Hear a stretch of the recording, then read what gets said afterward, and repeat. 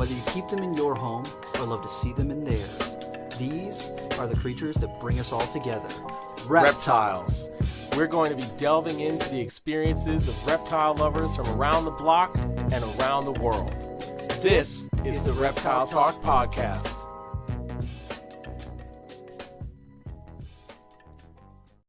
Boom! What's going on, everybody? This is Jeremy Turgeon from Brassman Reptiles.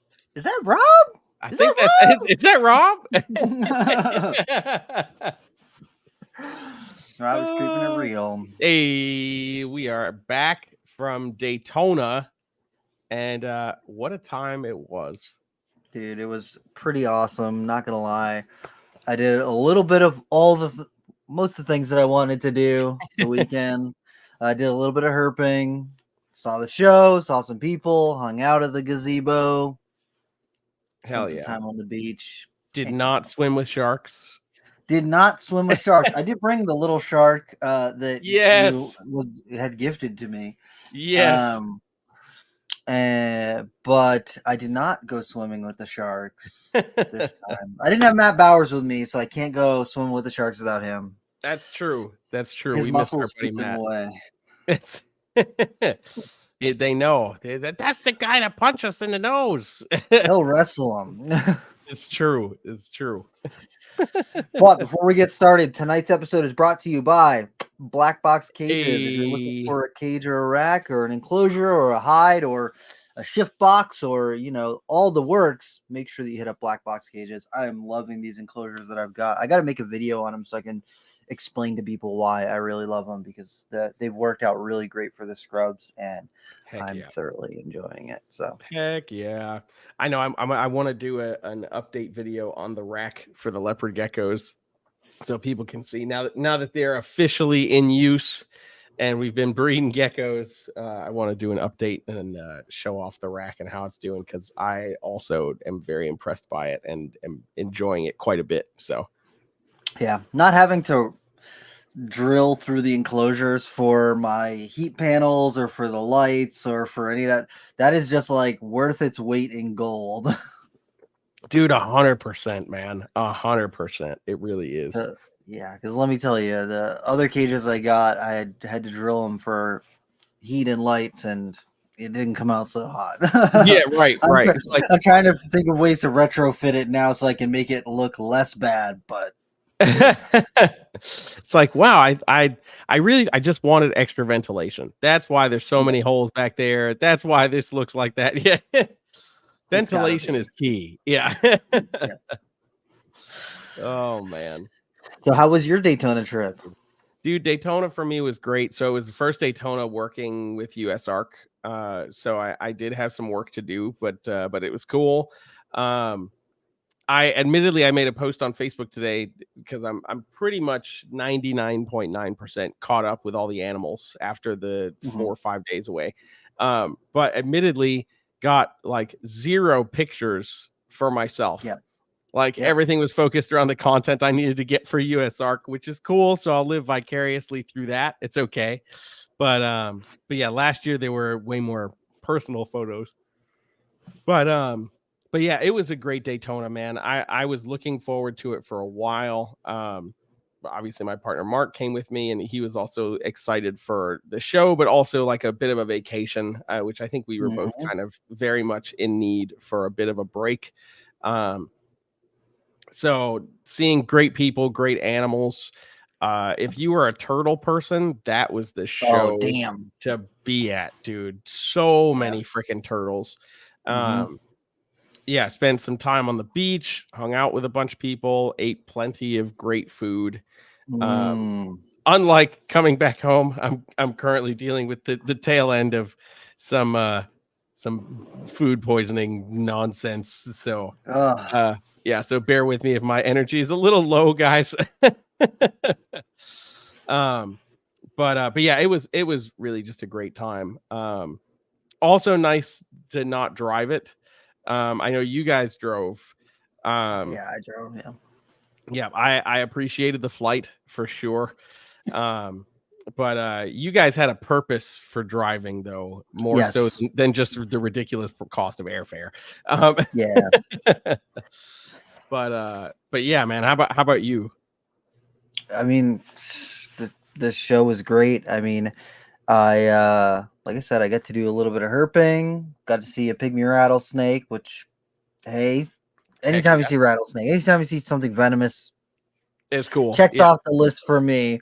Yep. Saw a bunch of gopher tortoises, which was tight, and then trying to think, saw a bunch of bunch of friends. You know, got to check out the auction on Saturday night, which 117,000 was the final number. 117,000 raised. Yeah. Right, for US Arc and for US Arc Florida, which is tight.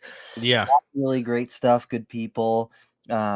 Got to see Eugene Bissett and a bunch of the other people who I just barely get to see. Greg Graziani was there. Yep. Got to talk alligators with him for a little bit, and just run around the show like a madman trying to see where all the cool stuff's at. I mean, Right. I was afraid because on Friday. Was it Friday or Thursday? I think it's Friday when I got down there. I bumped into a bunch of the people hanging out at the gazebo, and I was like, "Hey, like, any of you guys have VIP passes?" Because I didn't get a VIP pass. I was like, "You guys go in there?" And a couple people were like, "Yeah, we went in there. Not really great. I wasn't really impressed with the stuff that was out." And I was like, "Oh no, yeah, oh, right, no. right, dude." Don't get me wrong. I come to the show for the people, but I usually get to see some cool stuff while I'm here. And so yeah, right, I was like, right. very concerned, and they were like, not everyone was set up yet, and not everyone had all their stuff out, and some of the tables are covered, so Right. you probably won't get a good feel until tomorrow. And I was like, okay, well, we'll hope for the best. I'll reserve my judgment for the time being, and right. I will just hope for the best. I got my fingers crossed. And it worked out. It worked out because there was so many cool things at the show. If you did not think that there were cool things at the show, you are not looking for cool things, or you don't know what cool things are, because there was lots of cool right. stuff there. Really, really cool stuff. Everything from Galapagos tortoise to Moluccan scrub pythons to, I guess, people ooh and ah. There was a baby Boelens there, but I personally don't care about that as much. Baby Apodora, Barons cool. racers. There was, like you were saying, lots and lots of lots and lots of different types of turtles and tortoises, albinos, hypos. There was actually kind of tucked away at Underground's table. There was a keelback snake, and I was like, "Yo, you never that's cool. ever see those." And I was like, "Aren't these kind of weird?" But hey, whatever. So there was lots and lots of cool stuff at the show, and getting to see Chris Montross and check out all his amazing water snakes, which almost pulled the trigger on getting some broad-banded water snakes. I was, dude, they're so nice. And he showed me pictures of the parents, and I'm like, oh my God, these things are so cool. They're so good. But it was a good show overall. Lots of variety. And, for people concerned about Florida, I mean, there was still a huge amount of variety there, from lizards to snakes to turtles and tortoises and all the rest. Yeah, no, there definitely was. Like, shout out to my buddy Alex Concepcion and Eddie Soto over at On the Way Exotics. They had, I think they said about 90 different species on their end cap alone, which is insane. Like, that's crazy. So if you were saying it was just ball pythons and crested geckos, you did not look around like at all. Yeah, it was cool to see Ron St. Pierre and the albino blue tongue skink project. Oh my goodness. Yeah, bro. dude. Those were super, super cool. He actually just posted a picture of them today, like post shed. And oh my God, it just glows. It just glows. So that was cool to see. I know for a fact that they did sell one. Wow. Yeah, which is great, which means there were sales happening, which is of course great for those of us that are trying to sell things to, pay bills. True. But yeah, so that was really great. And we definitely need to get Ron back on for another episode. He and I were talking a bit about the Emerald Tree Boa stuff that we discussed at length last time. And he's found out some more interesting info and has had a good amount of experiences now that we're, I think, 10 months, 8 or 10 months into him pushing that stuff. So would love to get him back and discuss those findings and what he's figuring out about feeder diets and all these other things that will make an impact on the successful, consistent reproduction of northern emeralds. So that was a cool conversation, man. There were just so many different people at the show. It was great to see. I know you mentioned Chris Montross. I briefly ran into him while I was running around to do something, and it didn't even click. He was just like, "Hey man, it's Chris," and I was like doing a million things. So I was like, "Hey man, it's great to meet you." And I'm like, "I know I recognize you, and I'm so busy right now I can't place." And then I saw his table, and I was like, "Man, I got to get back over there." And in true large show fashion, it was just like damn near impossible to get back over there. Combined with I again had to do work things, so I had to go get specific things for content and whatever. But got to make the list of people specifically to make sure I see either at Tinley or at next year's Daytona that I missed this year. Yeah, for sure. It's so funny because there was a few people there who I knew online, but I had not met in person yet. And one of those people was like Brandon Cult Serpents, and he does a bunch of like scrubs and herping and all this stuff. And I was like, he came up and he was like, "Hey Rob, like what's up?" And I was like, "Hey man, like how's it going?" And he's like, I am. And I was like, and he was like, Brandon Cult Serpents. I was like, "Yo!" And I'm doing a big old hug. I was like, "Dude, holy crap!" Like a lot of these people, they post just like pictures of the snakes most of the time, and so I know their screen names and I know their animals and all that stuff, but knowing them like face to face I'm like, I don't know, man. I don't know, but it's true. It was, that's how it goes sometimes. And like I post pictures of myself pretty regularly, and so I think people can kind of pick me out of a crowd most of the time, and so I'm like, "Hey, just say hi to me and then tell me who you are, and we can talk. We'll chat." Literally, dude. Yeah, 100%. Yeah, that's like the flawed part of coming to meet people, but we're all fairly introverted outside of our animals. So it's like most of people's social medias are, unless they're like a high level influencer or whatever, it's usually just the pictures of the animals.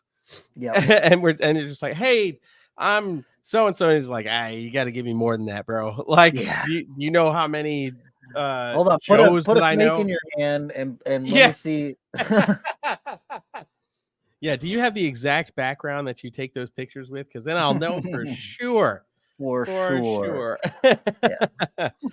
But yeah, no, I mean, it was great to see guys like Greg Graziani and Eugene Bissett, of course, Craig Trumbauer, Lee Abbott, Keith McPeak, of course.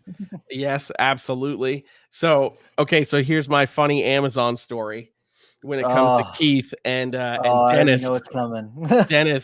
freaking Dennis, man.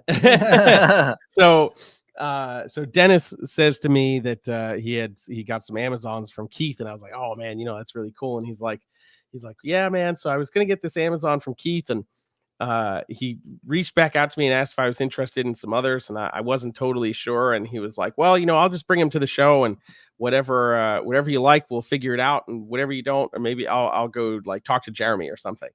And now, mind you, Keith didn't reach out to me at all, so I had no idea that this conversation was happening. And I'm like, "Okay, that's cool." And he's like, "I'm looking at all these Amazons," and I'm like, "I like Jeremy, but these Amazons are really nice." Yeah, they're so nice, man. Oh my god. So I was like, all right, it's fine. It's fine. I don't need more Amazons. No, not at all. Are you sure? Yeah, of course not. Of course I'm not sure. I have a problem, Rob. But so I was like, all right, that's cool. And he's like, "Man, some of them are really nice." And Marshall Mendez posted a Mm. picture of the bicolor or technically tricolor tiger that was in that group, and it was insane looking. And I was like, oh man, dude. So I went to Dennis's table, and he was like, if you happen to be here when Keith is here, he's like, all of his stuff is in that bag under my table, but I'm not sure what's what, so I don't want to touch it. But I know that the Amazons are in there. And I was like, okay. So towards the middle of the day, I think it was on Sunday, I was running around. I was trying to get a picture of something for US Arc, and I saw Keith at Dennis's table, and I was like, screw it, screw the mission. Yeah. I have to get over just for a moment. Just for a moment. Yeah, just for a moment. And ran over there and was like, all right, I need to see these Amazons. And holy hell, dude. I was blown away. It was 5 Amazons, and it ended up being 1.4 is what the group was. And I was just like, oh man. But some smoking red calico animals, that tricolor tiger. What else was in there? I think it was mostly calico stuff, and then that tiger. And I was like, well, you son of a gun. Yeah, literally. I'm like, you know what, Dennis? I'm like, I could be mad, but the reality is, I know at some point we'll probably just swap babies around. Yep. So just know I remember this. And they're in capable hands. Dennis has bred Amazons, and he is a very proficient keeper. So it's not like they're just going to vanish into the ether, you know? Yeah, 100%. That's why I'm like, all right. Okay. Now what this means is periodically when I am getting withdrawals on new Amazon content, I'll be sure to pester him about new photos or new reels on those Amazons, because Lord, they were smoking. And I kept my eye out for Amazons because of course, if you find, you never know what you're gonna find. They're so variable. So I was looking around. I didn't really see any at the show. There were 2 that were in the auction, one that was in the silent auction, and one that was in the live auction. And I'm looking more for captive bred animals, but would prefer something with a little bit of age. And the animal in the silent auction was a baby from this year. Little one, yeah. Yeah. And the one in the live auction was bigger, but went for more than I was willing to spend at the moment. So I was like, all right, it's fine. I don't really need more Amazons. Now, Keith, if you're listening and you so happen to have extra Amazons, please send me a message. Dennis has enough. Bro, I remember that one of the first Tinleys that I went to, I'm pretty sure that was the first one I went to. Keith had some Amazons, but he had them on Matt Minatola's table. And he had I think 2 on display, and he had a couple behind the table. And so I ran into him. I was like, man, Matt, you got Amazon tree boas? He's like, oh, no, those are Keith's. And so next time I ran into Keith, Keith was like, do you see the Amazons over there? And I was like, oh, I saw him. All right. So he's like, just wait till I show you the one that's behind the table. And he showed me, and I was like, oh man, what the hell? Yeah. Yeah, man. He doesn't, Keith is not a boastful or bragging kind of guy, but he could be. He could be. Oh, he could be. Absolutely. And you know what? He's got every notch in his belt to prove it, to back it up. 100%. And those are some really, that's one of the things that, I still remember about that Tinley experience. And, sometimes shows are such a blur and a mix of all the different things that are happening that you forget, some of the stuff that you saw, or some of the stuff that you did while you're out there, some of the people you talk to sometimes.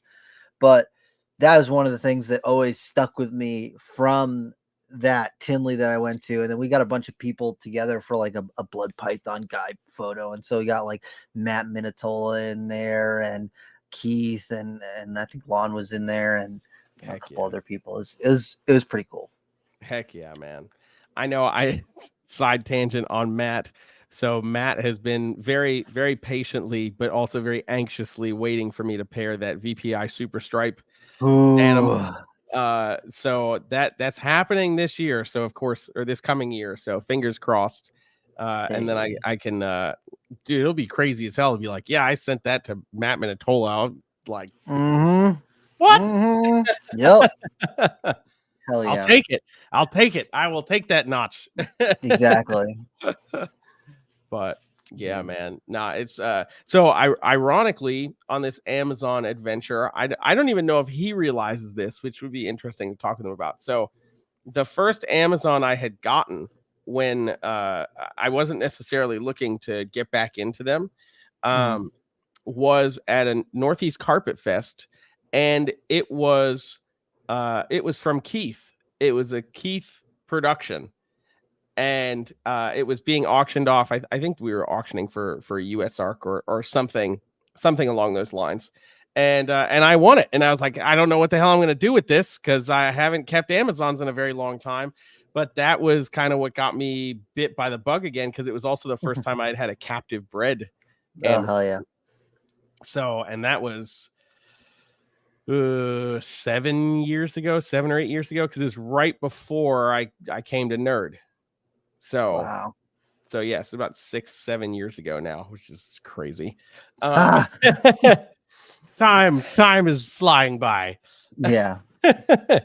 But yeah, so that's a cool little factoid. I'll have to talk with him about, because I don't even know if he remembers that.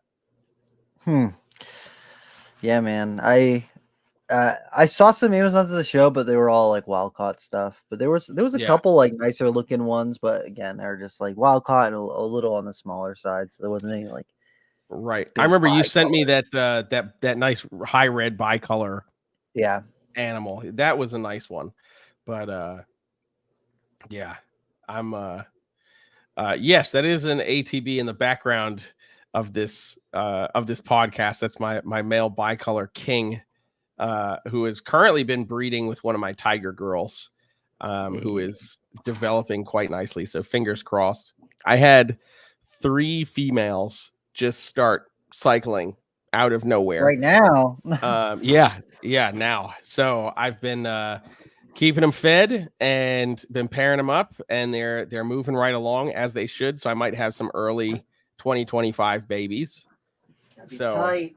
Yeah, I won't complain about that whatsoever. And then I'll have other stuff that is not cycling now that will cycle later in 2025. So we should have a good amount of Amazons happening next year. Fingers crossed. I don't want to speak it into existence and jinx myself, but because you know how boas go. But we'll keep heartbreak. Yeah. Oh God, so much heartbreak. Only sometimes. Yeah. So I'm waiting any day now for this litter to drop from my calico male Zorro to one of Ryan's females, Bloody Mary. She's like a high red, technically I guess tricolor animal, but dark red eyes, and I'm like, this is gonna just make some really cool babies. So I'm excited for that. And it was hilarious pairing them up, because she is a massive female. Like, she will easily take a small rat and you'd barely notice. Like, she is just a mammoth. And Zorro is this little 3.5 foot male that's got good size for his length, but he's very tiny in comparison. But he got the job done. I just remember looking at them locked one night, and I was like, Zorro, that looks like your whole body is being used. Like, I'm pretty sure your head is somewhere like trapped in a coil so that you don't fall out of the tube. But yeah, I'm super pumped for that. And then these other girls that started cycling, one was a tiger female, one was bicolor female, and one was a garden phase. So, dude, he's like a bromeliad boa. He's bit on the end of her tail and wrapped his whole body up her. 100%, dude. 100%. I think your audio is lagging, Rob. We're gonna figure it out. Bam, Rob's gone. It was funny. We joked before we started the podcast that his audio and video have been messing up for the last couple of episodes, and we joked before we started this episode that everything was great backstage, and we were hoping that it wouldn't trip up again, and unfortunately it has. But yeah, so Rob will come back in a moment. But yeah, so I'm super excited about the Amazon stuff. Like I said, I wish I saw some more at Daytona, but it was a blast. Regardless, there were a lot of really cool animals there. If you watch Brian Cusco at all, you'll see that they just did a video, an uncut video, excuse me, where they were on the quest to see the Borneo earless monitors that were there. And after 17 minutes of searching, they actually finally found them, and it was cool. So apparently they were F5 babies. They had some younger babies there that were F5, which is actually really cool. Just as Dave mentioned, I didn't realize that they were that far along in captive production. So that was super cool to see. So if you haven't checked that out, go check that out for sure. It's worth your time. I promise it's worth your time to go check that one out. But yeah, I think, shows like that really, the animals are of course great, and as we've kind of talked about, like the people are really what make the shows that much more enjoyable for us. Because again, like these destination shows like Daytona, like Tinley, like even the Pomona show in California, we're going to, of course, see cool animals, maybe buy some animals, but we're going to see friends, and I remember my first Tinley genuinely felt like a big family reunion, because there were many folks that I met at that show that I had only known online, and some of them I had known online for a dozen years, but never met in person. They never came over to the East Coast. And at the time, I had never gone to the Midwest or to the West Coast. So it was the first time getting the chance to actually meet them. So I would 100% recommend getting to a larger show, even if it's just like a regional thing. Like if you have a bigger regional show, check it out, because the reality is it would be really, really exciting for you to meet some of those people in person. And the man is back. Welcome back. My computer was just not having it. Sheesh. One day we'll figure that out. That's okay. Oh man. But yeah, so I was just saying how like a lot of these bigger shows, these destination shows, like seeing the animals is cool, especially if you're trying to buy something, but you see what everybody's working with. But the people really are what make it, and when a lot of these times, like you're only ever going to see them at those shows because maybe that's their local show, but also like maybe that's just the one big show that they vent or do anything at, so it's the only chance you're going to get to see them, and that's what makes it that much more exciting to attend. True. Yeah, and like I think that some of the podcast guys kind of make this their one trip to go to. So like Owen from NPR was there, which he usually isn't there, but he was able to make it down, which was awesome to get to see him and to point out. I pointed out all the white lip pythons to him, and all the different cool king rats and shit. And the guys from the Herpeticulture podcast, Phil Wolf, Justin, they were down there, and then the guys from the Flippin' Tin podcast got Skylar and Jake. Dude, it was good times. Good times. Heck yeah. Daytona is my my annual conversation with Phil. Yes. I don't, like every once in a while we might send a quick message on Instagram, but like to actually hang and have a conversation, it's just a Daytona, which is always hilarious to me. Yes. Yeah. Dude, it was pretty. I like getting to hang out and talk with people, especially because like the gazebo area is always the home of debauchery for the evening. So Friday, Saturday, Sunday night, I'm usually down there hanging out with people until who knows when. I usually went to sleep. This year I went to sleep at like 12, 1 both nights because I was like, first off, Friday night and Saturday before the show, I wanted to go herping. And so I was like, I need to go to sleep because I want to get up at like 6, leave at 6:20 or 6:30, get to the spot and herp until the show opens, basically.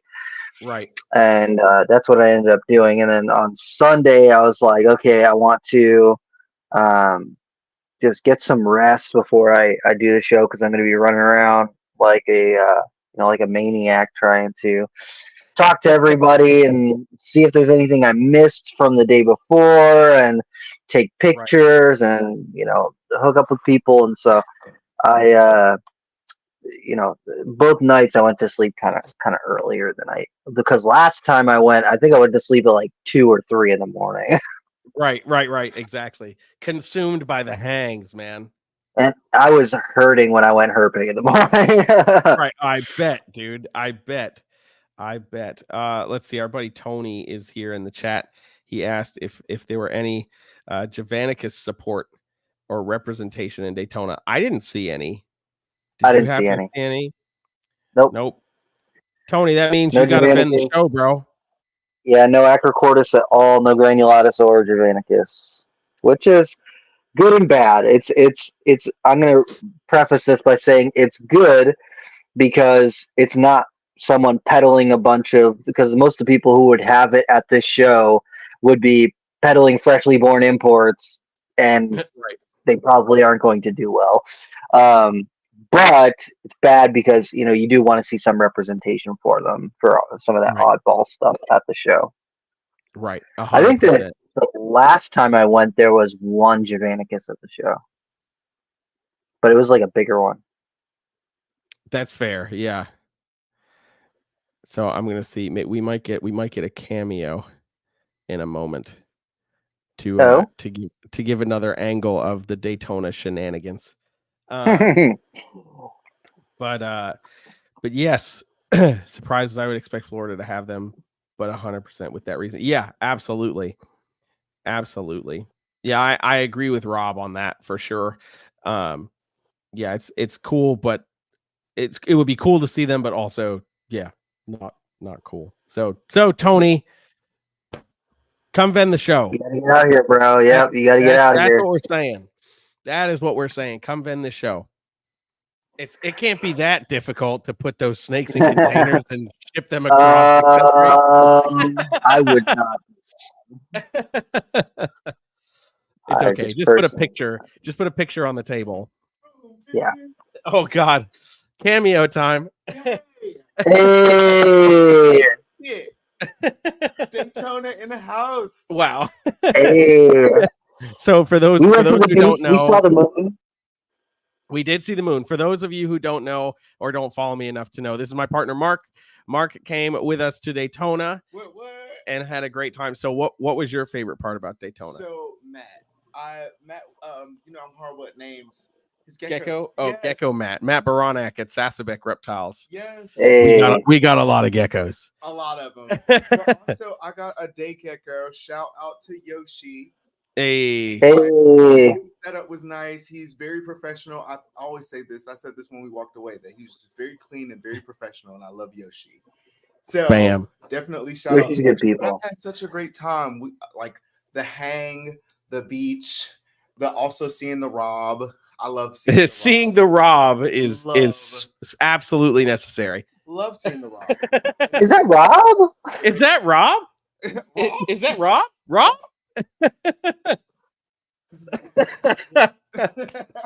Oh gosh, that was amazing. But like, I had such a great time. I got to, of course, Adeline. I always am a fan of her and Chris's like. Ooh. So if you guys are like into good art, especially like reptile art, please look up Adeline. And Chris does these really cool like spaceship thing art. Go get it. So this has become his thing. So he really, of course, he loves Adeline's art, but also really likes Chris's art. So he picked up this piece from Chris, and he was super excited for just what the piece is. I had to laugh. No, you're good. I had to laugh because I noticed. Hang on, I'm going to take this real quick just to see if I can get it to the camera. That he crosses out Adeline's name right there. That's too funny. And he was like, I didn't even see that. I was like, that's hilarious because it was the first thing I saw just because there's this big blue X in the bottom corner. Oh, yes. Everybody should know this, but I love Todd. From Timberline. From Timberline. That's like my Yes. and I stole something.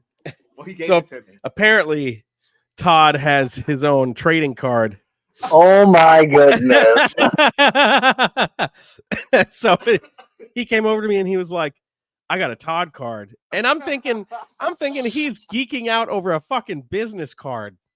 I'm like, we have his number. Yeah, like, that would why? be strange. Yeah. Yeah, that was. Also, Todd never shows his face in any of his photos. This is true. So Yes, someone cropped his face and put him in a cornfield and in the suit. the Midwest. Excuse me. It is the Midwest. We love you, Todd. Yeah, Look, tooth corn-fed smile. I know how to enter and I know how to exit. You're good. Cameo over. Screaming. Oh man. But yeah, it was Awesome. it was a blast. It was absolutely a blast. And it excites me that he gets excited about the reptiles, of course, but also the people. Like for him, I mean, this is his second Daytona, but we've been together for a little over a year and a half now. So he's very, very new to all of this. And he's just like dove right in, met so many great people. And it's another thing that I love about the industry. They're just so welcoming and love his energy. How can you not? But Did he get you in shorts on the beach again? He did get me in shorts on the beach multiple times. Yeah. So yeah, for those who don't know, so shows for me, I am in like a totally different mentality at shows. I'm looking at animals and I'm talking to people. And the talking to people thing, even after the show, like at a place like Daytona, we're hanging out at the gazebo and all that stuff. I'm not thinking about doing anything else. Yeah. And last year he was like, we're going on the beach at least once. And I was like, okay, fine, we'll go on the beach. We'll do the beach thing, whatever. And I had a blast. So so we made sure that there was beach time this go around. And I think we actually were on the beach every day. We made time for it every day. So I was very pleased with that. Yeah. Rock your world,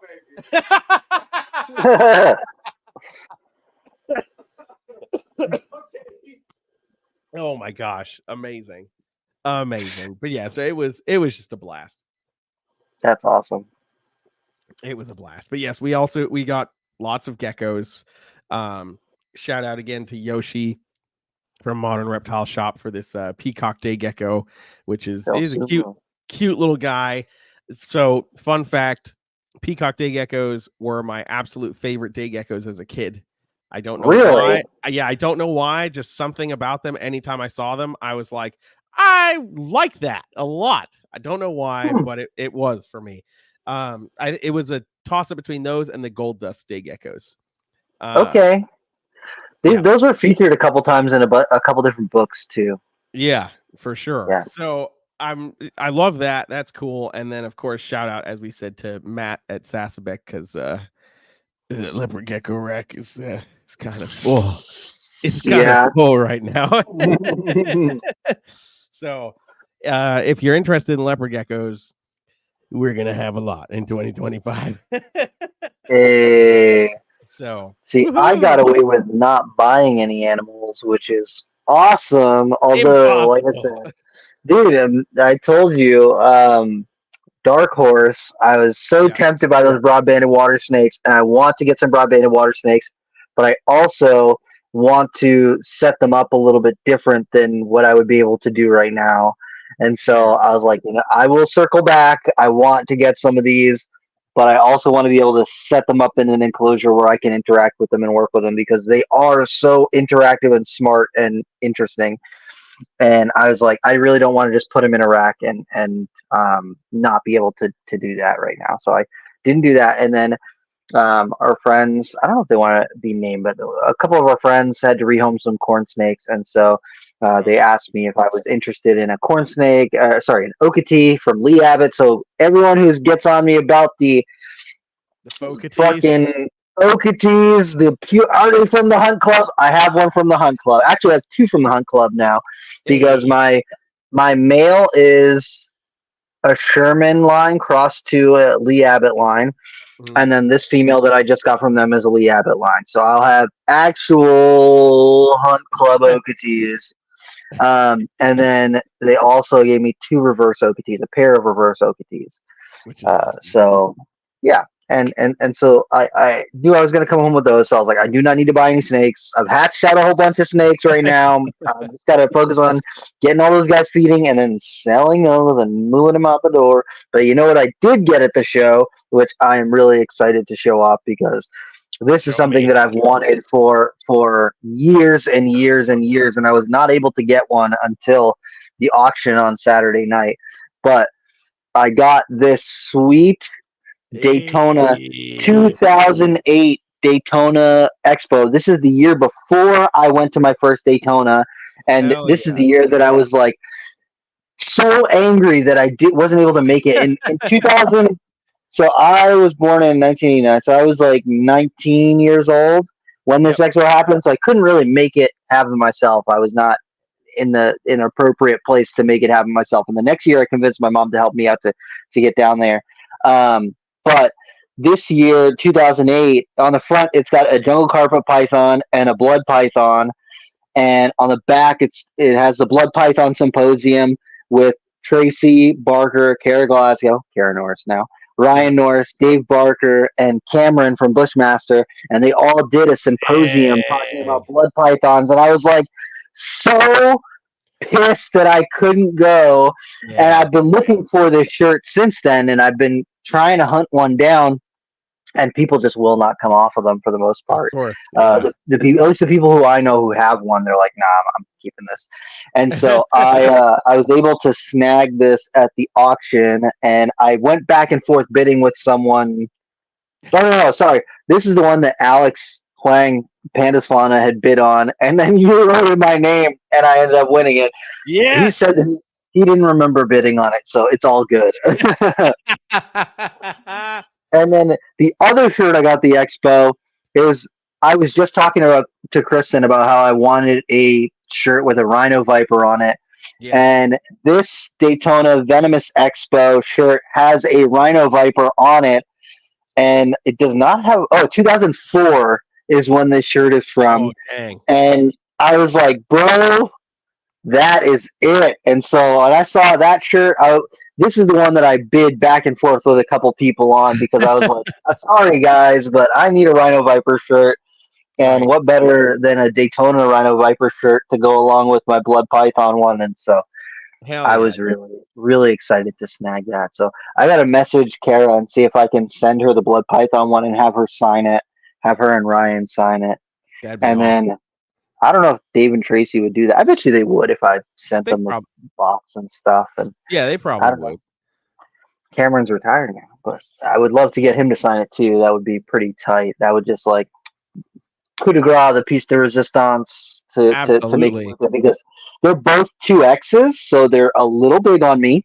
What do you mean, Rob? They're so heavy, I can't get them. Sorry, no, just kidding.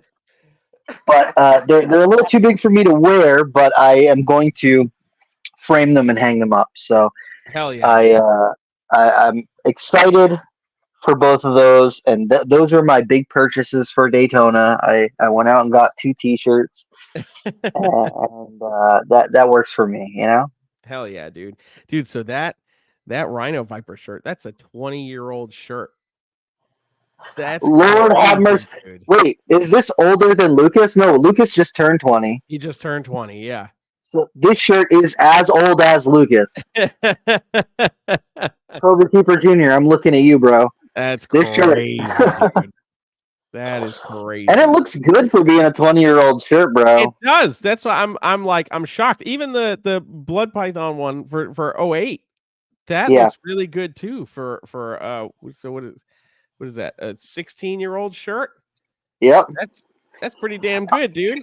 Let me tell you, I have a shirt from 2009. Actually, I have 2 of them, and they are not in nearly as good quality because I wore the hell out of those shirts.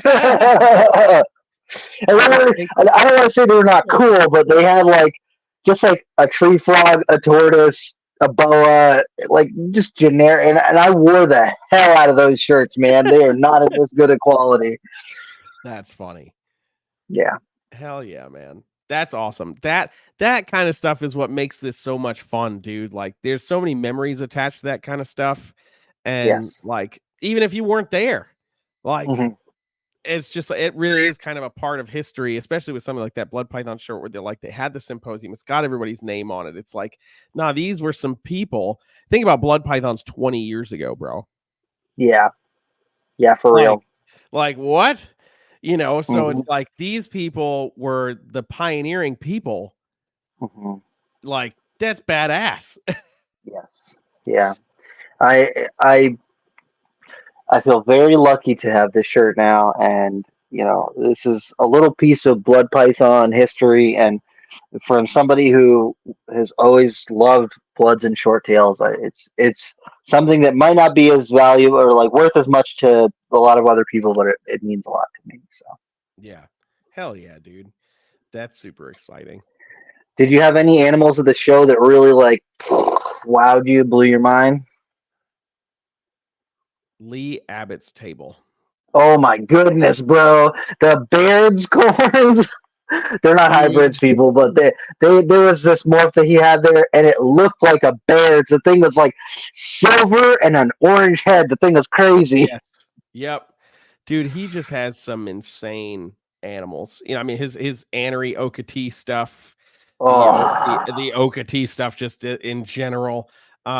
Dude, his coral stuff, the salmon stuff, like looking mm, at babies that are maybe 2-3 months old that are neon pink from head to mhm. tail. I'm just like, dude, like mine take, a dozen sheds before I start to see a glimmer of pink. And yours are like right out of the egg, freaking flaming pink. Like, holy Yeah. Christ, man.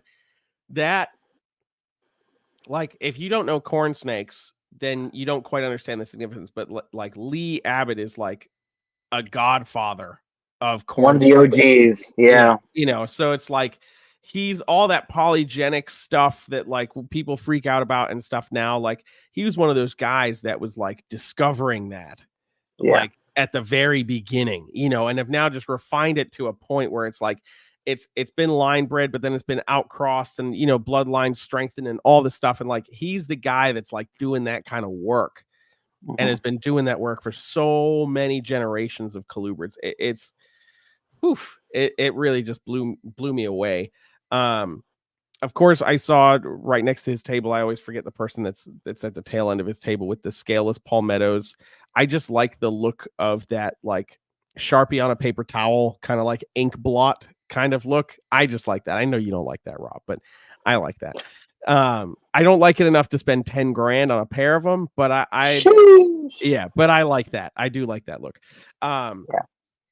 But he really just blew me away. I mean, of course, there were a lot of cool, like uncommon species, but when you think about the stuff that like we've seen for 20 years, it's Yeah. hard to find something in that like realm that makes you stop and be like, whoa, like what Yeah. is that? Mhm. So that was a big one for me. Antoine, seeing Antoine was great. I don't Hell know if it yeah. was a highlight, but it was pretty good. It was pretty good. No, it was great to see you, dude. I'm trying to think what else. The super cappuccino crested geckos. Oh yeah. Those were very cool. It was the first time I had seen those in person, so I was very intrigued by those for sure. There were I'm just going back and thinking back on so many animals. There were a lot of just really cool animals across the board.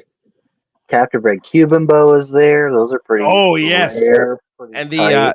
bromeliad boas. Bro, Those and were the cool to Borneo earless see. monitors. Yes. Yep. Absolutely. Yeah. That the Borneo earless monitors. So I was mentioning while you were having your debacle with your technology. Brian Cusco and Dave Kaufman did a video today, his uncut videos, and they were searching for the Borneo earless monitors. Apparently, those are F5, those little babies. What the hell? Or F5. And I was like, whoa, I had no idea that they were that far into generations. So I'm like, I don't know what sexual maturity is, if they're finding things out with captive produced animals that maybe took longer to figure out with imported animals or whatever. Like, no idea. But if those are true F5 animals, that's very impressive. Yeah, that's really cool.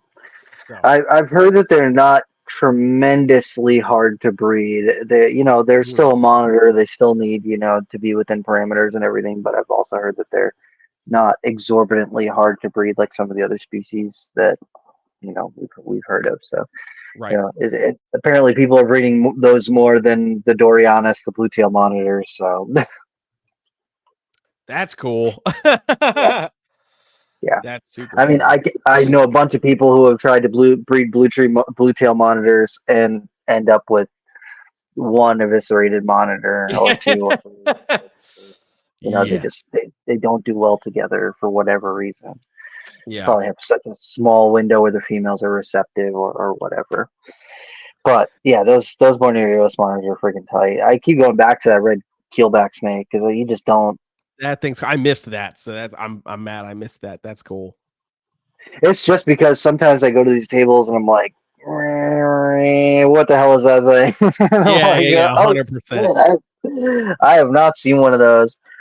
And I think that one of the things that really jumped out to me was amped reptiles or amped exotics. I think it's amped reptiles. He had the captive bred axanthic water monitors. Man, oh yeah. Me and him hung out for a while, and he, let me play with one. It's been a while since I played with a little water monitor, and Kristen was like, "Oh, we need one of these." I was like, and getting to play with those little, and they weren't fresh babies. They were, really well started babies, and I was like, oh, I kind of miss working with the water monitors. That little guy was so adorable, and it just like so curious and just hanging out, chilling. And it's funny because I would run around for a minute, and then it would like get onto my arm, and then it would just lay down.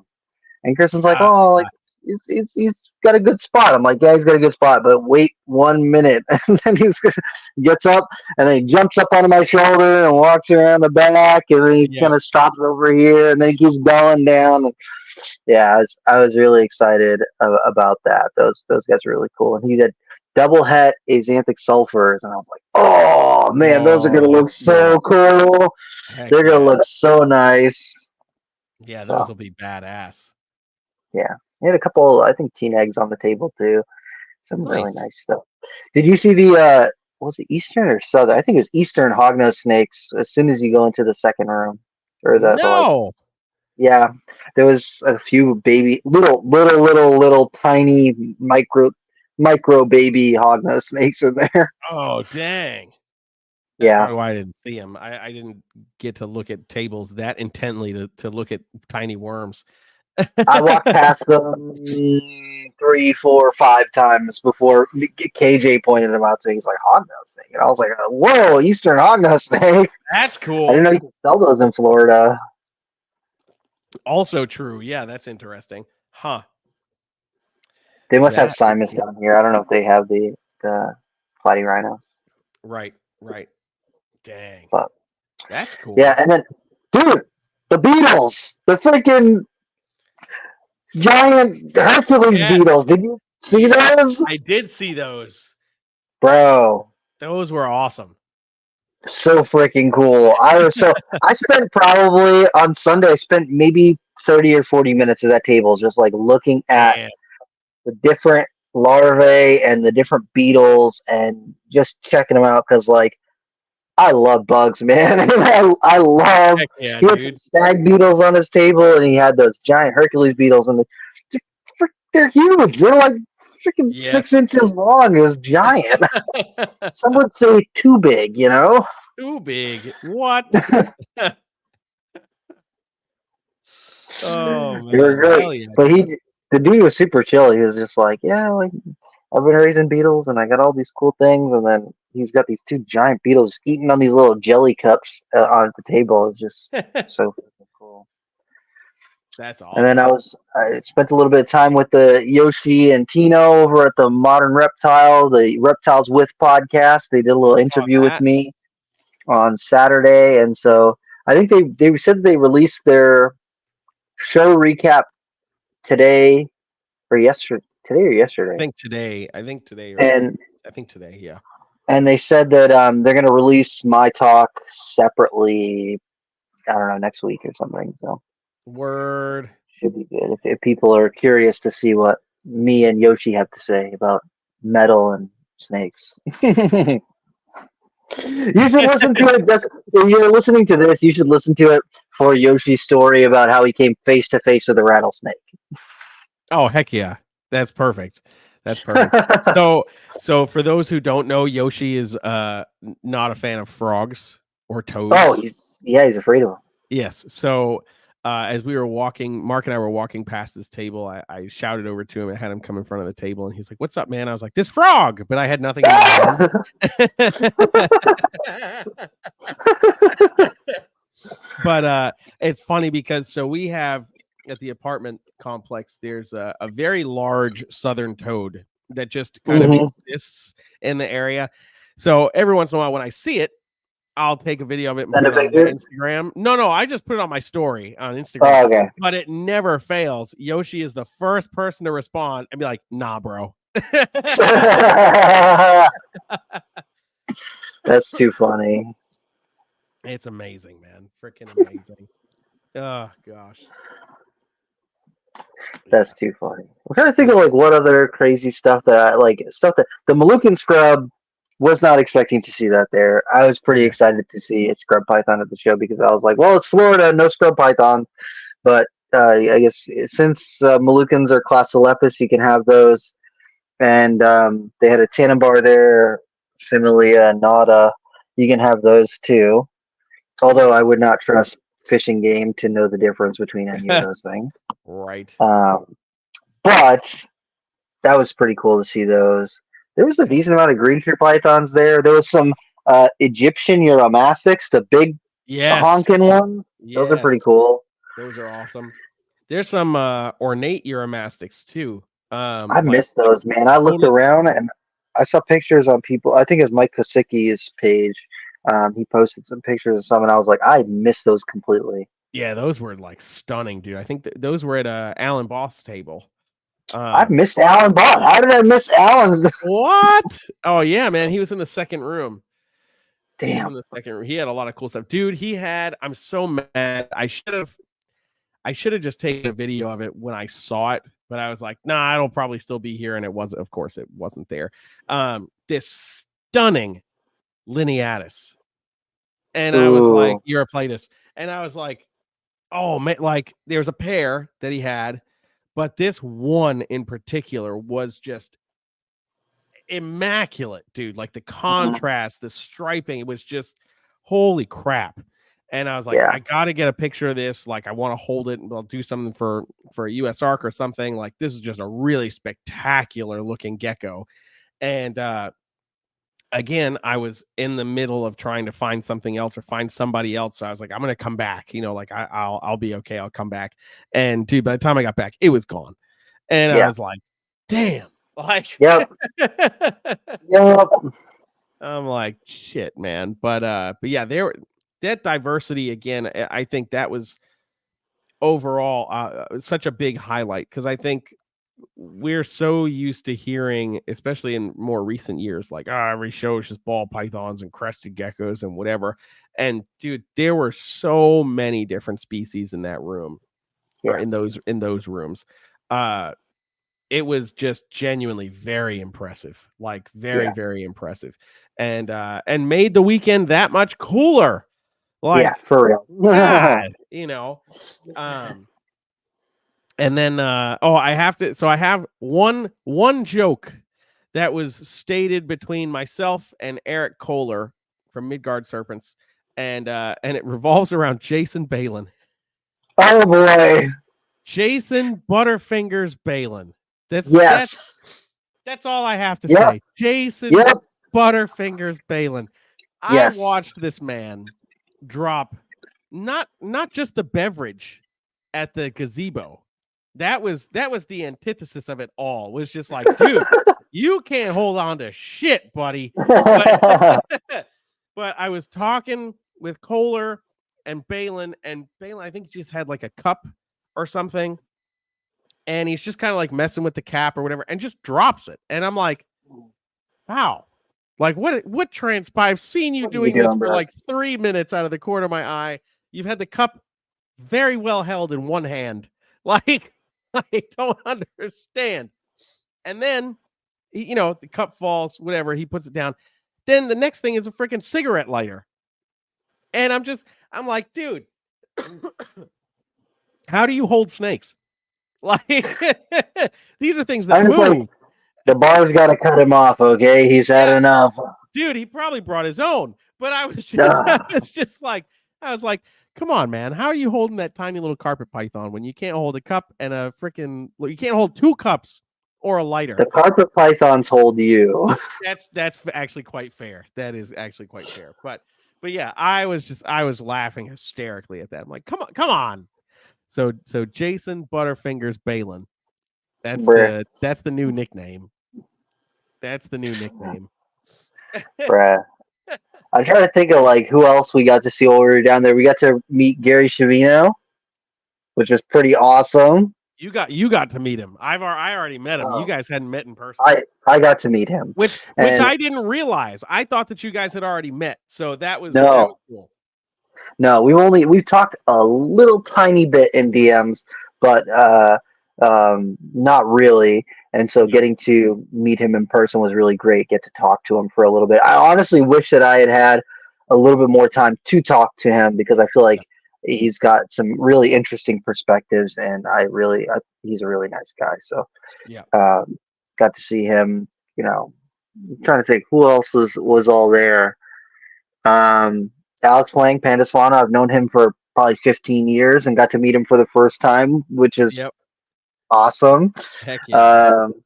Mike Kosicki. Oh, dude, first thing I do Friday, I told Kristen, I was like, let's walk to the gazebo to see if anybody's hanging out there, and we'll just walk down there because our hotel was kind of far away. We'll walk down there and then walk back so we get some beach time. I'll see if anybody's hanging out, and then we'll walk back. And so I'm walking down the beach, and I see a crab running along the seawall, and I was like, that's not a native crab. There's no way that's a native crab. And I run over, and it's a Halloween crab, and it's just like running along the seawall, and I was like, oh, hell no. So I run over to it, and I'm like trying to pin it down so I don't get annihilated by its claws. And okay, I finally get it by the sides of the shell, and I'm like, what the hell are you doing on the beach right now? You must have been from the Reptile Expo. And so I'm not just going to let this sit here. I'm going to go find someone to give it to. I'm going to figure out because I'm not letting it go. It's invasive. I'm not doing this. Yeah. And so I'm carrying it along the beach. And then I get almost all the way to the Hilton, and I see Taylor and Sarah hanging out on the beach. I'm like, yeah! And so I run up, give them a big old hug. I'm like, oh, that's a crab. Watch out for the crab. And so we catch up a little bit. And then I go up to the gazebo. And of course, there's people hanging out and everything. And I end up talking to some people.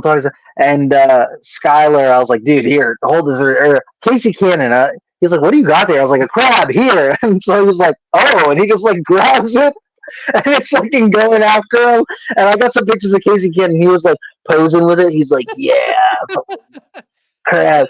And then Skylar from Hail the Scales and Peach Throat Passion, he grabs it, and the thing immediately starts digging into his nails and his cuticle, his nail bed, and he's like, ah!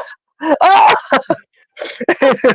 And so eventually Mike Kosicki comes in, and he's like, what are you guys doing? And I was like, oh, well, I found this Halloween crab on the beach, and I was not leaving it on the beach, and so I need to find somebody that'll take it. And he's like, take it? And I was like, yeah, I'm not, I really don't want to come home with it, but I'm also not letting it go back on the beach. And he was like, oh, like, I think my wife would like that. She's kind of been looking for a Halloween crab. And I was like, yep, here you go. Free Halloween man. crab. It is for your wife.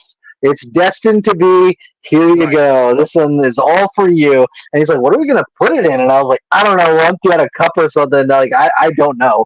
And so he just like grabs a cup and puts it in there. And it's like kind of crawling out. And he's like, oh man, I got to go find something to put this in. And I was like, just empty your ice bucket in your hotel room. Just put it in there. Yeah, true. At least until you can get a critter keeper or something from the show. And so that was pretty funny. And Jeff and Kendra were there, Puget Sound Pythons. Yep. That was great seeing them. I love seeing those guys, hanging out with them. Heck. And I'm trying to think of who else was there, like Jack Oliver and Preston was there. And dude, there's so many great people. Bratz, I bet Jacob Bratz, bro. Dude, hell yeah. He picked up some really nice snakes in the set. Dude, he got some Janai that are screaming. Dang. Screaming, bro. They're so nice. Trying to think who else. Casey Cannon, Phil Wolf, my fucking dog. Ran into Brian Cusco. Yep. And Jesse from Freedom Breeder. Like I said, Eugene Bissett. Saw Chad Brown. Saw Greg Graziani. Ron St. Pierre. I know I'm forgetting people. going to end up forgetting people. Craig Trumbauer, Keith McPeak, and Teresa. I love them so much. Absolutely. Dennis, Matt Jablonski. The list goes on and on and on. Met MJ. Saw Red Mountain Herp. I'm totally blanking on his name right now. Marco Mendez. Yep. I think that Phoenix Herp was there. Yep. Phoenix Bill, Reptile. Bill Stiegel was there. They had like a little posse that kind of went around and did their thing. Me and David Levinson did a podcast on the evening, and man, I've known him for forever, from the White Plains days. Right. Before he even had his mustache. It's hard to picture Dave without the mustache, but it did happen. For real, bro.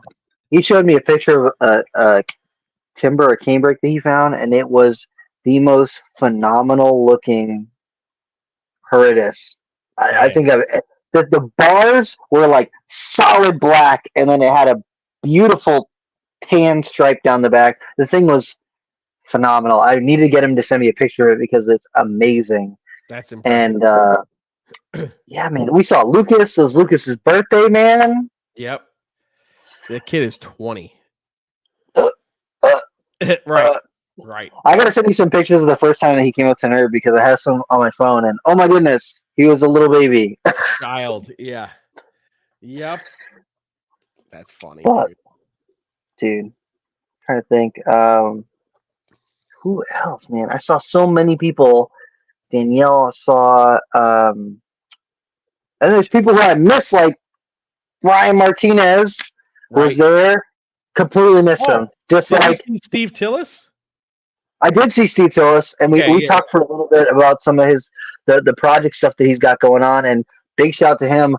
He's produced some really cool stuff this year. I don't know if he's like publicly said what it is, but he's put it on his Instagram. He put it. Yeah, but it's not public though, because I went to. I was like, maybe I should share this with some people, and then it was private, and I was like, okay, if he hasn't talked about it yet, I don't want to blow his bubble. But that's true. He produced some killer phenomenal stuff this year, and I was really excited to talk to him about that, and something that very few people in the world have been able to produce. So really hyped for seeing Steven. And there's like a bunch of people where I like just missed them. Like I'm seeing videos now that they're like, oh, I was at the show, and I was like, oh, I was there too. I just did not see you. Look at this comment. For real. I will say that. Dude, that's like, I completely missed his table. Same thing with Alan Both. I completely missed. There's sections of the show that I just missed. And I know it. Because Saturday I went field herping until 10. So I didn't get to the show until 11 or noon. Yeah. And so I had a real small window to get in, and like I spent half the time just talking to people. And then Sunday, same thing. I didn't really get started at the show until noon or 1 or something. So I had like a real small window to look around and catching up with people and talking about this and talking about that, and trying to narrow down what I'm looking at, and just I really wanted to get a feel for what unusual things are at the show, because I feel like a lot of people get stuck on it's a ball python show, it's a Right. crested gecko show, it's a leopard gecko show. And so when I go around, I try to like skim through all the different things to see like, okay, what is there that people probably wouldn't have expected to be there. And so I try and whip through all that stuff and look around and try and figure that out, Yeah. Hell yeah, dude. It really just was a great time, man. Like, great people, great animals, great hangs. Just a great trip in totality. Yes. I wish I could go back and do a little bit more, but it is what it is, and there's always next year. So next year, and there's a couple people who weren't able to be there who I hope will get to catch next year, like Dominic DeFalco and like Matt Bowers, and a couple of the other regular people who are almost always there, and I'm hoping that they'll be able to make it next year. So I miss them tremendously. I send them big giant hugs. So, yes, absolutely. love those people, and I hope that we can catch them next year. What I want to do, honestly, is I want to book my hotel and see if I can get in the Hilton next year and try and book it soon and like pay for it now. So like future me, it's a gift so that I don't have to worry about it. And so past me, I'm like, oh, this is free. This trip is free. I already paid for it. Right. It's done, dude. It's done. Yeah. 100%, dude. 100%. I mean, we still have to plan our trip of just ping ponging up the entire state of Florida. We still need to do that. So I talked to a couple of people who live in Florida, and they're like, please let me know when you do that, because I want to meet up with you and do some stuff. And I'm like, yes. I have not hurt the Everglades yet. I would really love to do that, and then go back to Iguana Land, hit Gatorland again. I know Savannah I think she's in Australia right now. Mm-hmm. So I did a live stream this morning, and she had jumped on, and it was like midnight in Australia.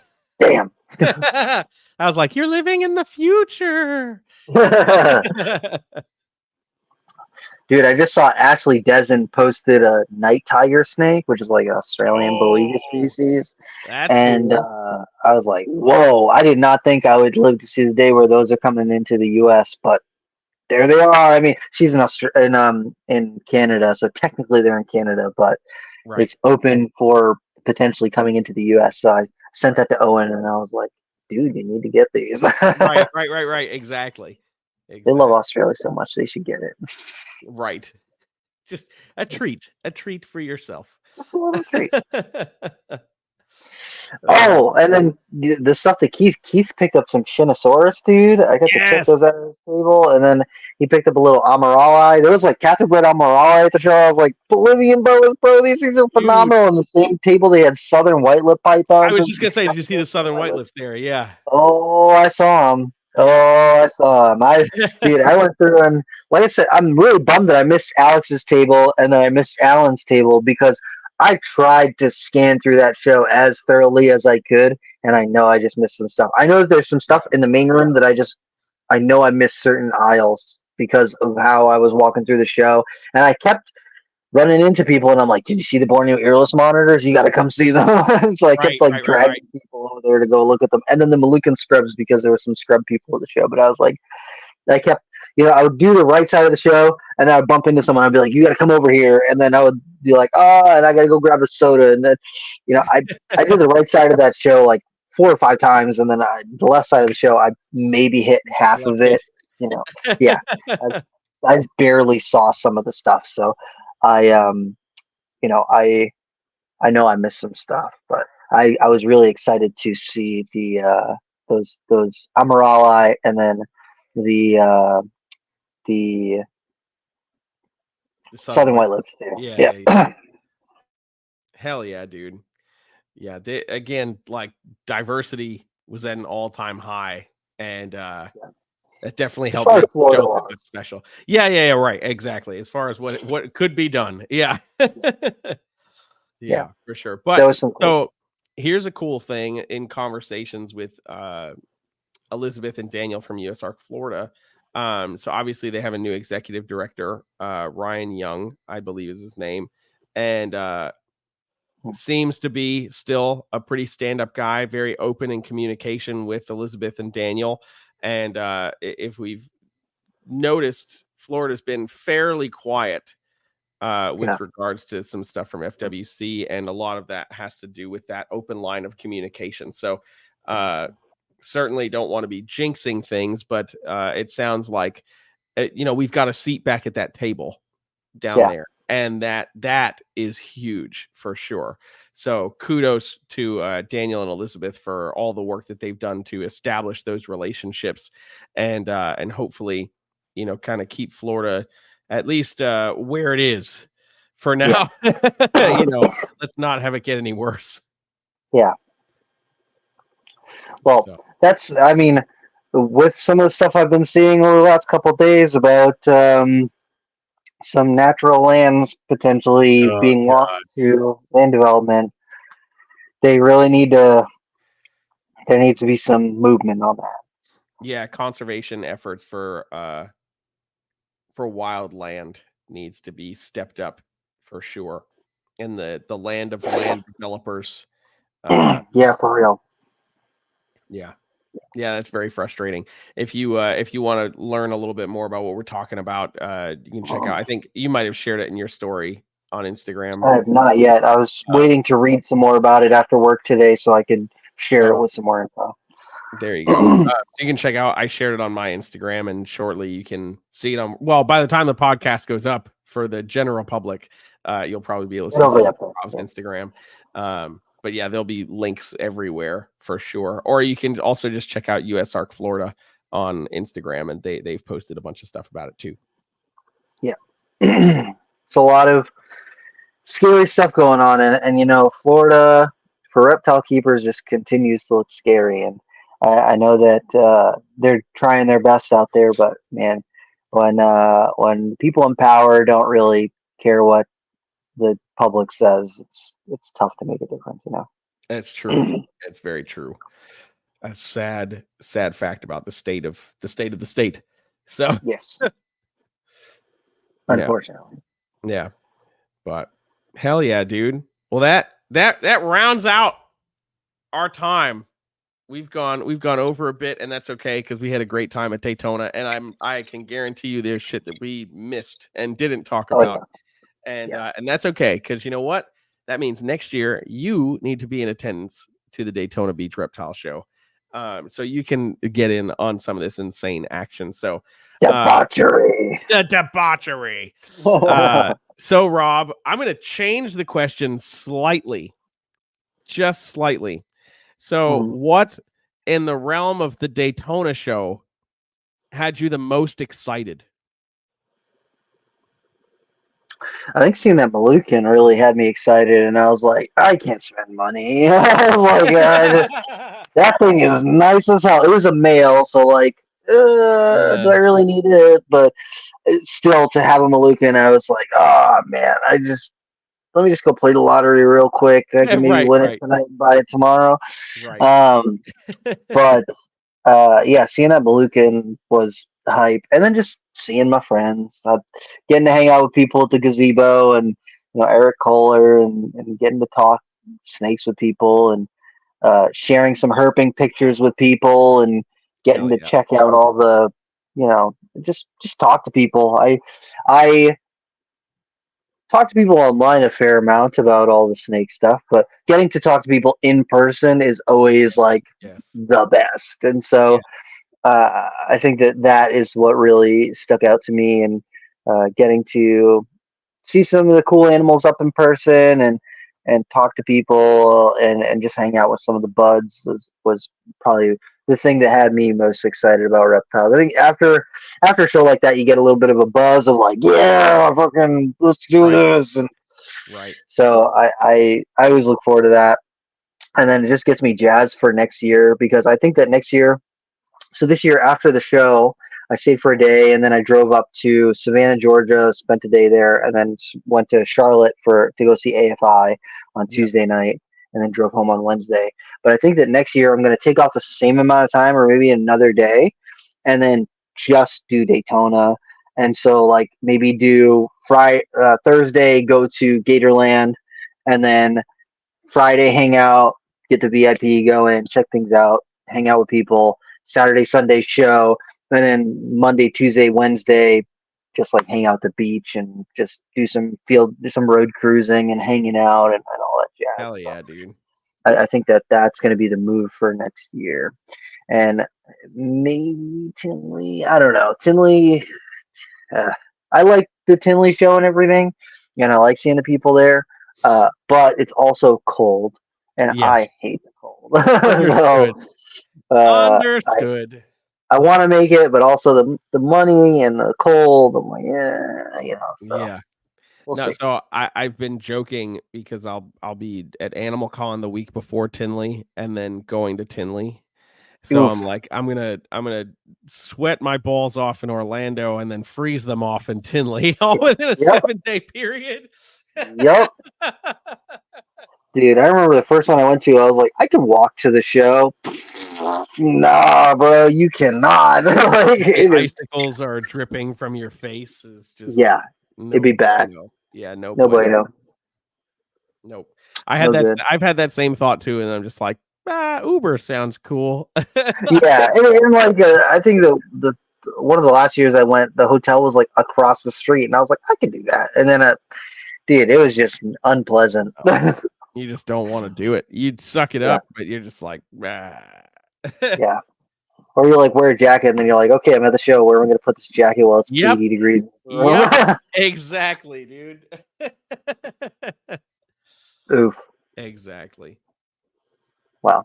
Jeez. What about you? What had you excited at the show?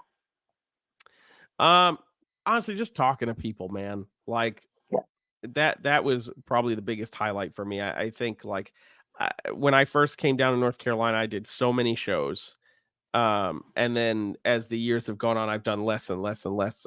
So I don't get as much of that enjoyment anymore. But every time I'm at Daytona or Tinley or whatever, like seeing the people, of course I love seeing the animals, but seeing the people and just getting to geek out about reptiles with people and talk shop, like that gets me excited. And when I am on those trips back home, like those are the things that stick out in my mind, like those kinds of conversations and just like that energy. So I think for me that was like the biggest thing. It was just like seeing people, enjoying the company of people and just nerding out about reptiles for a few days. Yeah, for sure. Getting to talk to people about the projects that they're working on, or what cool animal they saw at the show, or what their plans if they're going to do some herping, or whatever it is. So I think that is just like what it ends up being about. And getting to see some of the younger people who are getting into it. We ran into a girl at the show who was there with her family, and she was at the beetle table, and she was like, I don't know, 8 years old or something, and all she was hyped about was the beetles. She didn't care about the whole rest of the show. She spent her whole time at the beetle table, and she was talking, I want to hold it, and she held the giant freaking Hercules beetle, and it was just like the highlight of her trip there. And her family was playing Pokemon, so we were playing Pokemon too, and we were just talking back and forth and everything. So it was just really cool. And then we ran into another family who was going in to get their first reptile too on their way into the show, and seeing that next generation still coming in and getting invested, and seeing parents there with their kids is always awesome to me. And meeting some of the younger people too, because I met some people at the show who were like, I'm 35 now. I'm going to be 36 in January. So when I see people who are like, 18, 19, and they're like young and excited and, all this jazz, and getting to talk to some of those people for me is always great, because it reminds me of like when I was that age, and the excitement that I would have for, I think the first Daytona I slept like 2 hours before the show. I was so excited, man. I just couldn't, like, I couldn't rest, and now I'm like, okay, I'm just gonna go to sleep real quick. I've been Let me around take this a block a nap. few times. I need a nap. Yeah. Yeah, exactly. Yeah, when I got out on Sunday, I was like, maybe we have a nap. Maybe we have a nap. Yep. 100%. Yeah. Um, Yep. It is okay to take a but nap. yeah, but meeting some of those people on Saturday night at the auction or at the show or before or after the show, and just getting to talk to people, I think that like always it makes you feel better about, because when I was working at Nerd, you get people who come into the shop all the time, and so you get all these people, and that okay, you got a pulse on the younger community of people who are getting invested into it, and but like I think for people like us now, as we're working and kind of doing our own thing and doing online stuff or whatever, for me, it takes me a little bit away from seeing that. And so I get worried because like the fish community is struggling right now. The bird community is struggling right now because they're having a hard time with younger people getting invested and getting interested. Right. And the barrier for entry is so much higher for a lot of those other things. And for reptiles and inverts, it's much, much lower. So being able to go to a show and see young people excited about it is always exciting for me. And Alex, I miss you, man. Getting to hang out. I was so hyped to finally meet him in person and to get to hug him and hang out and talk to him. And yeah, I wish another person. I wish that I had more time to hang out and talk with. So Yeah, absolutely, man. Absolutely. but dude, he produced some nice longicatas. I'm just saying. It's true. Saying. This is And I think true. they were born while he was gone too. Like that's how boas work. Of They're like, course. "Oh, you went away for a week? Boom, let me have some babies." Yep. As you're getting on the plane, it's like waxy Yeah. poo and bam. Yeah, awesome, great. I love that for me. Yep. Thanks so much. Thank you, boas. Yeah, dude, such a great dude, and I'm so hyped to finally meet him, and that all the hype online lives up to it. He's a great person. Absolutely. Hell yeah. Oh, Alex, I don't know if you remember this, but from the auction, but yeah, I did. Ah, suck it.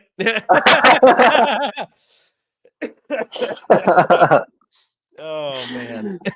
I think he might have been deep on the Jello shot, so I don't know if he'll remember, but that's okay. We definitely were. Oh goodness. Oh man. I was just saying, I don't know if I'll be at Tinley. I'll probably try to be there, but the flights, and the hotel, and the cold, Cold. the cold, no. I'll be there. Yeah. I'll suffer through the cold. I hate the cold, man. So, dude, if I do end up going, then Alex, we gotta go to Shed Aquarium together because that place is popping. It's really nice. If you haven't been, if you have been, we can still go, but it is popping. Last time I was there, they had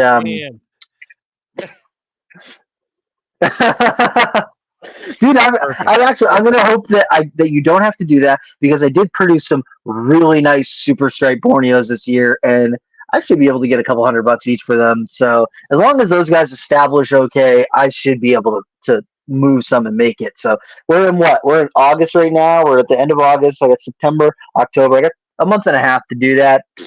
Yeah, easy you'll money. be fine. You'll be fine. We'll be fine. Oh man. Heck yeah. Oh yeah, hour 45 on the belugas. Yeah, bro. Honestly, yeah. I spent a lot of time in their rainforest section because they had some tarantulas on display, which is cool because most aquariums do not have tarantulas on display. They had lots of cool tree frogs on display. They had tentacle snakes on display. They had lots of really weird, interesting things at that aquarium. So if you haven't been and you're listening to this podcast, you should check it out. It's really nice. Especially if you're going to the Tinley show. It's, I think, 20 or 30 minutes from the Tinley show. So Hell yeah. Hell yeah. All right, Jeremy, if people want to find you, where should they look? Look it up everywhere. Brassman Reptiles. Check it out. Morph Market, Facebook, Instagram. Don't really look at TikTok because I don't pay attention to it, but everywhere else you can check me out. I've got If you're interested in geckos, like I said, there'll be a bunch of new geckos going up. And after a late season, we finally got baby ball pythons and colubrids establishing and stuff. So if you're interested in finding things, check out brassmanreptiles.com or check me out on Morph Market. Hey. How about you, Rob? Where are they going to find your super stripes? I mean, I guess I should restart my Morph Market account. I think I still have one. I have to go look on there. I don't know. I don't sell. I don't push sales on stuff like that blood python that I brought to the show. I could sell that right now if I really It's so true. put it online or something. The thing is smoking. It's a year old, and it's like this. And the thing is red. It's just It's very red. I hate selling things, so I just and like all those corn snakes. I sold, I think 2 now or 3, and no, we sold 2 at that show. I sold another one. I sold 4 of them, so that's only half of them. I still have another half of them, and then I just hatched out more of them. So I've got stuff that I can sell. I just hate having to check another app to look at all the different messages because, like, I get so many messages on Instagram and so many messages on TikTok, and like, I have ADHD. I can't pay attention to all these stupid things, man. I get it though, horrible. dude. I definitely get it, man. So I guess you can check Morph Market. I guess I probably will try and sell things through Instagram or Facebook or whatever. I'll post some stuff up, but I'll have those things on there. Rob is Creeping It Real on Instagram and TikTok, and don't add me on Facebook, please. Thank you. Don't do it. Also, tonight's episode is brought to you by Black Box Cages. If you're looking for a new cage or rack, make sure that you check them out. Top of the line. Can't say enough good things about them. Pre-routed for heat panels, lighting, you name it, they do it. The whole 9, dude. It's great. You should check them out. Thank you guys for tuning in. Make sure that you check out Reptile Talk Podcast on all your streaming platforms. If you can leave us a rating, we'd appreciate it on YouTube or on Apple Podcasts or wherever. I don't know if Spotify lets you rate things. Do it there. Do it. Facebook. Do it anywhere. Do it everywhere. Yeah, all the places. If there's an option, do it. We'll read it. I actually went through the Apple ratings and read them recently, and it was very heartwarming. Very good. Yes. Yeah, they're really good. Yeah, we appreciate everybody that's been hanging and rocking with us for a few years now, which is crazy. Yeah. So yeah, I had some people come up to me at the show who were like, "Hey, man, I listened to the podcast." They're like, "I was standing next to you at the table, and I didn't see you, but I heard your voice, and I recognized it." And I was like, "Oh, you don't listen to it on time and a half? Interesting." Oh God. I listen to all my podcasts on time and a half. So. I mean, it makes sense, dude.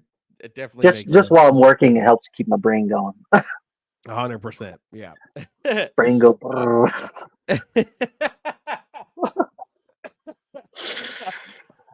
Oh man. Heck yeah. All right. Well, with that, guys, we will catch you on the next episode. Stay tuned for more details to come about that. We will see you later. Boom.